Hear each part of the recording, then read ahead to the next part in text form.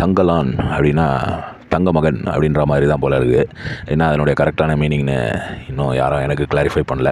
என்ன தனியாக யார் கிளாரிஃபை பண்ண போகிறாங்க? சும்மா ஒரு காமெடிக்காக சொன்னேன். தங்கலான் படம் வந்து சும்மா ஒரு ஃபேண்டசி படம் தான் அப்படின்னு தான் நினைக்கிறேன். இது வந்து உண்மையான ஸ்டோரி அந்த மாதிரியெல்லாம் எதுவும் இல்லைன்னு நினைக்கிறேன். அதில் ஏன்னா அந்த ஒரு துரை இது பேரெல்லாம் சொல்கிறாங்க. அந்த துரை தான் வந்து டேம் கட்டினவர் பேரை கட்சியில் டேமேஜ் அடிக்கிடுவாங்களான்னு தெரியல. நம்ம அப்பா ரஞ்சித்து இயக்கத்தில் தான் வருது இந்த படம். அவர் ப்ரொடியூசரும் கூட இந்த படத்துது. விக்ரம்து 61வது படம். ஸ்டுடியோ கிரீன் தான் ப்ரொடக்ஷனு. நீலம் ப்ரொடக்ஷன்ஸும் ஜியோ ஸ்டுடியோஸும் இருக்கிறாங்க நினைக்கிறேன் ப்ரொடக்ஷனில். அப்போ அவங்க வந்து ஓடிடி வாங்கிடுவாங்க போல இருக்குது. மாளவிகா மோகன், பார்வதி திரோத்து, அப்புறம் டேனியல் கால்டகிரான், அதான் நினைக்கிறேன் அவருடைய பேர். கரெக்டாக எனக்கு அவர் பேர் ஞாபகம் வர மாட்டேங்குது. அப்புறம் சம்பத் இருக்கார், சம்பத்ராம்.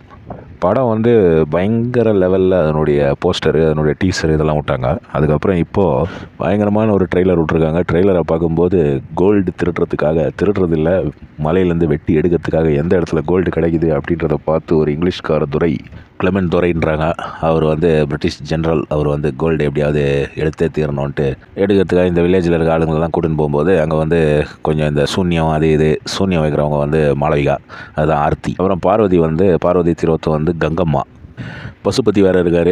இந்த படத்துடைய ஸ்பெஷாலிட்டி அப்படின்னும்போது ரஞ்சித்துடைய த்ரில்லிங்கான விஷயங்கள் அவர் என்னென்ன வச்சுருக்காரு, உள்குத்து என்னென்ன வச்சுருக்காரு அப்படின்றது தான். இதுலேயும் வந்து ஜாதி விஷயம் கொண்டு வருவாருன்னு நினைக்கிறேன். கொண்டு வந்தே தான் அவருடைய படங்கள் எல்லாமே வந்து அந்த ஒரு விஷயத்தை பேஸ் பண்ணி தானே.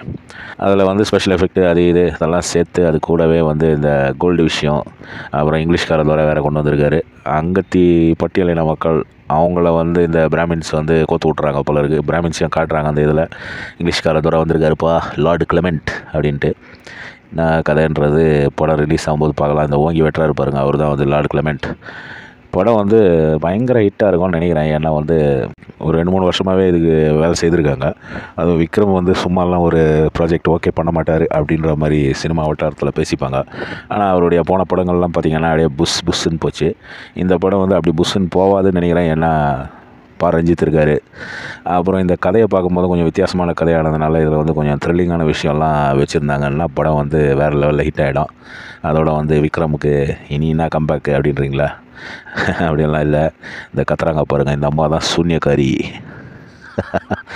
என்ன விக்ரமும் கத்துறாரு அப்படின்றாரு, இந்த அம்மாவும் கத்துறாங்க. ஒரே நடுவில் இந்த கத்துறது வந்து இது எங்கேருந்து நம்ம தமிழ் சினிமாவுக்குள்ளே இப்போ லேட்டஸ்ட்டாக வந்ததுன்னு தெரில. இப்போ கொஞ்ச நாளாகவே வந்து அப்பப்போ ஹீரோ கத்துறாரு, அப்புறம் வில்லன் கத்துவான். முன்னாடியெல்லாம் வந்து டேய் அப்படின்வாங்க. இப்போ வந்து வேறு மாதிரி ஆகிப்போச்சு.